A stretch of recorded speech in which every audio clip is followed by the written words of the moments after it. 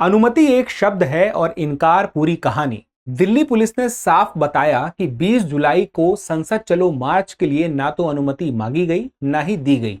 धारा 163 लागू थी, जंतर मंतर के अलावा हर जगह प्रदर्शन पर पाबंदी थी। फिर भी सोमवार सुबह सड़कों पर लोग आ गए, वो भी एक नहीं हजारों की संख्या पे। नतीजा हुआ, बैरिकेड टूटे, आंसू गैस के गोले चले, लाठियां बरसी।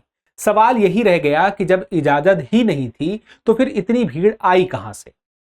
क्योंकि यह आंदोलन आज का नहीं, बीते कई दिनों से चल रहा था और यह तारीख भी बीते कई दिनों से तय थी। और इस तय तारीख पर अचानक से इतने लोगों का आना एक हैरान करने वाला दिन नहीं था।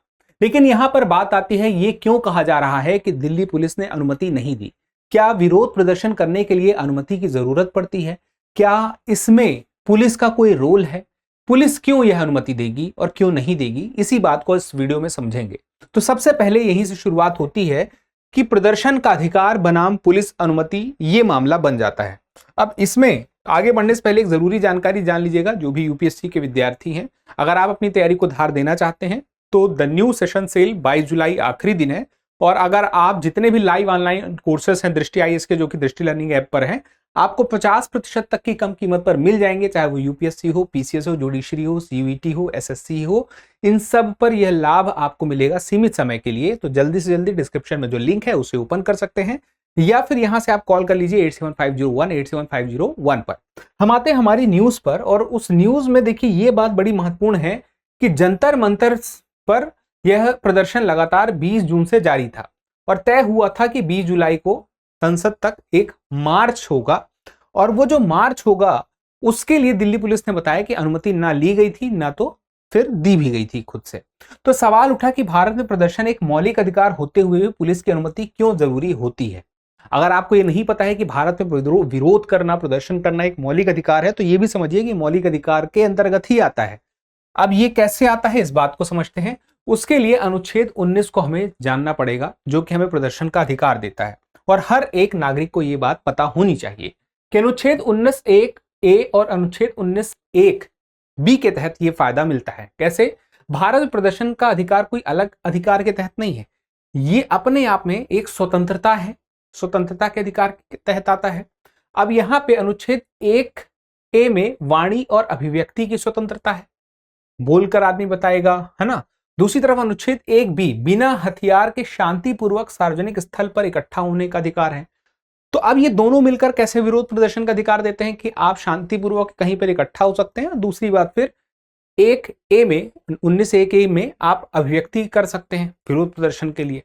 तो ये जो अधिकार है जब फंडामेंटल राइट के तहत आता है, तो ये दो प्रावधानों को तो आप जाने ही। लेकिन यहां पे अगली बात फिर ये भी आ जाती है, क्या आप जितना चाहे उतना विरोध प्रदर्शन कर सकते हैं? कोई सीमा नहीं है? तो ऐसा नहीं है, यह अधिकार असीमित नहीं है, यानी कि सीमित है।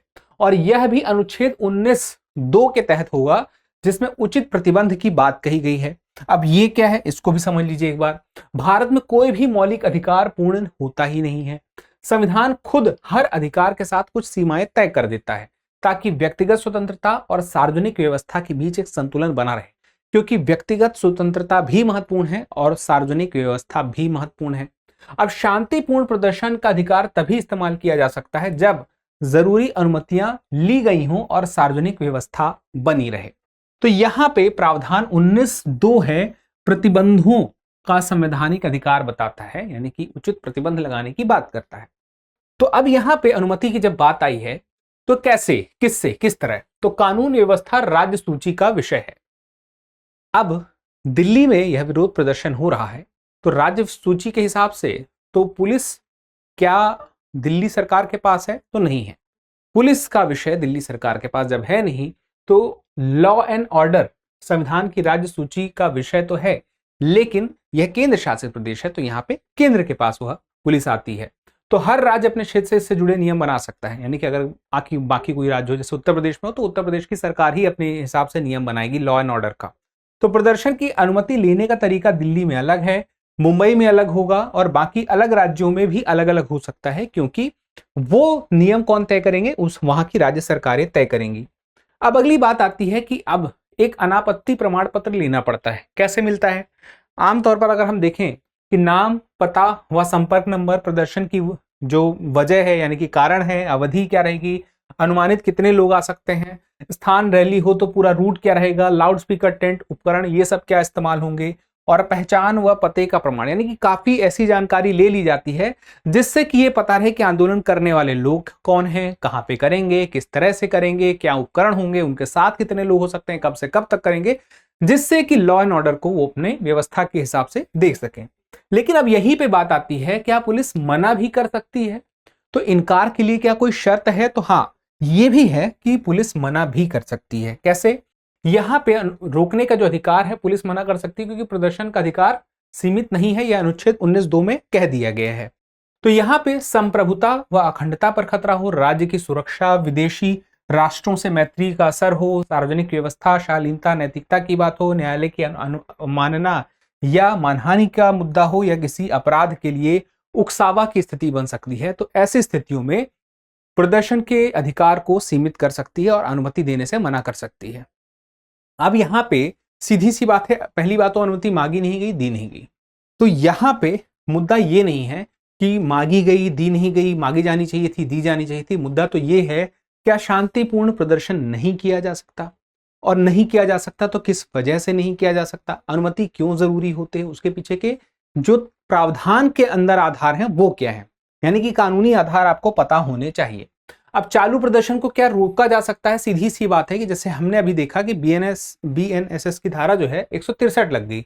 अब ये 163 जब लग गई धारा, जो कि पहले की धारा 144 हुआ करती थी सीआरपीसी की, तो उसके लगते ही अनुमति वापस ली जा सकती है, क्योंकि जब लोग इकट्ठा ही नहीं हो सकते, 5 या उससे ज्यादा लोग, तो फिर विरोध प्रदर्शन करेंगे कैसे? यानी कि जो अनुमति मिली भी थी, जैसे कि जंतर मंतर में अनुमति मिली भी थी, तो फिर वो भी लगातार कंटिन्यू नहीं हो सकती है, क्योंकि ये प्रावधान लग गया है। तो ये बात पता रहे कि जो अनुमति मिली भी है किसी प्रदर्शन के लिए, वापस भी ली जा सकती है। लेकिन अब यहां पे सीधी सी बात यह है कि अनुमति के बिना हम विरोध प्रदर्शन क्यों नहीं कर सकते? तो यहीं से सवाल उठता है, अधिकार और प्रतिबंध दोनों साथ साथ चलते हैं, और यही एक लोकतंत्र के परिपक्व होने की कहानी भी बताता है। तो प्रदर्शन का अधिकार लोकतंत्र की जान है, और शांतिपूर्ण प्रदर्शन है तो बहुत ही अच्छी बात है। अगली बात है, सीजेपी का संसद मार्च इसी टकराव को सामने लाता है। तो हमें ये बात पता होनी चाहिए कि ये पूरा का पूरा जो है वो दो तरफ की बातें आती हैं, नागरिक का अधिकार, दूसरी तरफ राज्य की सार्वजनिक व्यवस्था को बनाए रखने की जिम्मेदारी। अब यहीं से एक बात इकट्ठी आती है कि इस सवाल का आप जवाब दे सकें कि निम्नलिखित कथनों पर विचार कीजिए। शांतिपूर्वक बिना हथियार इकट्ठा होने का अधिकार अनुच्छेद 19(1)(b) से मिलता है। दूसरा, कानून एवं व्यवस्था समवर्ती सूची का विषय है। तीसरा, बीएनएसएस धारा 163 पुरानी सीआरपीसी धारा 144 का स्थान लेती है। और चौथा, अनुमति से इनकार पर कारण बताना अनिवार्य नहीं है। कितने कथन इसमें सही है? केवल 1, बी केवल 2, सी केवल 3 और डी केवल 4। तो इस सवाल का जवाब जरूर दीजिएगा। और 1857 की क्रांति मुझे याद आ जाती है, जिसमें कि 1857 की क्रांति सफल हुई नहीं हुई अलग चीज है, लेकिन लोकतंत्र में जब विरोध होता है तो उस विरोध का असर भविष्य में देखने को मिलता है। तो खैर ये बात की बात है। अभी के लिए इतना ही। सवाल का जवाब जरूर दीजिएगा। मिलते हैं अगले सेशन में। धन्यवाद। अब एग्जाम की तैयारी को और बेहतर करने के लिए हमारे चैनल को लाइक, शेयर और सब्सक्राइब करना ना भूलें।